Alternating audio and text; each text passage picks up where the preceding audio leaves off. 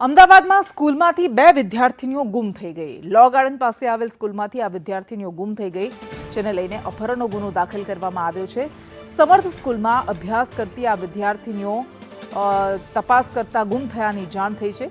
Alice bridge પોલીસે અપહરણનો ગુનો દાખલ કર્યો। સ્કૂલ યુનિફોર્મમાં આ બંને વિદ્યાર્થીનીઓ પરિમલ ગાર્ડન સુધી દેખાઈ।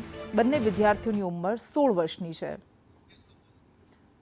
વધુ વિગત સાથે સંવાદદાતા જિગ્નેશ જોડાય છે। જિગ્નેશ, અમદાવાદની આ સ્કૂલની બંને વિદ્યાર્થીનીઓ હાલ ગુમ થઈ ગઈ હોવાનો અપહરણનો ગુનો દાખલ કરવામાં આવ્યો છે।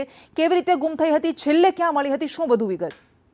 વાત કરવામાં કૃષ્ણા, તો જે બંને બાળકીઓ સ્કૂલના પાછળના દરવાજેથી બહાર નીકળતી દેખાઈ રહી છે। સ્કૂલના ગેટથી બહાર નીકળ્યા બાદ બંને જે સગીરાઓ હતી, જે 16 વર્ષની તેમની ઉંમર છે, તે તેમના જે સ્કૂલ યુનિફોર્મ છે તેમાં જતી દેખાતી હતી અને સ્કૂલ યુનિફોર્મ તેઓએ પાલરી પરિમલ 4 રસ્તા સુધી ત્યાં પહોંચે છે, ત્યાં સુધી તેમનો સ્કૂલ યુનિફોર્મ દેખાય છે। ત્યારબાદ બંને જે સગીરાઓ છે તેમના સ્કૂલ યુનિફોર્મ ચેન્જ કર્યા હોવાનું પોલીસ માની રહી છે, કારણ કે ત્યારબાદ સ્કૂલ યુનિફોર્મમાં કોઈ પણ વિદ્યાર્થીનીઓની કે કોઈ પણ સગીરાઓની મુવમેન્ટ ત્યાં નથી દેખાતી, જેને લઈ અને પોલીસે પરિમલ 4 રસ્તા સુધીના સીસીટીવી ફૂટેજમાં તેમની હાજરી પ્રસ્થાપિત કરી છે અને ત્યાંથી આ બંને જે સગીરાઓ છે તે ક્યાં ગુમ થઈ છે તે જાણવા માટે પોલીસે પ્રયાસ શરૂ કર્યા છે। જોકે હજી સુધી જે બંને સગીરાઓ ન મળી આવતા, જે માઇનોર હતી તેમની ઉંમર, તેના કારણે પોલીસે અપહરણનો ગુનો દાખલ કર્યો છે। પરંતુ પરિવારજનો અને પોલીસને ત્યારે જાણ થઈ જ્યારે સ્કૂલ સંચાલકો દ્વારા વાલીઓને જાણ કરવામાં આવી હતી કે તમારી બંને બાળકીઓ આજે સ્કૂલ નથી આવી, અને ત્યારબાદ તપાસ કરતા આખી હકીકત સામે આવી છે। ત્યારે બંને બાળકીઓ સ્કૂલ અવર્સમાં ક્યાં નીકળી ગઈ છે, તેઓ જે યુનિફોર્મ ચેન્જ કર્યા હતા, કપડાં તે ઘરેથી લઈને આવ્યા હતા, માટે તેમનું આગોતરું પ્લાનિંગ હતું કે કેમ,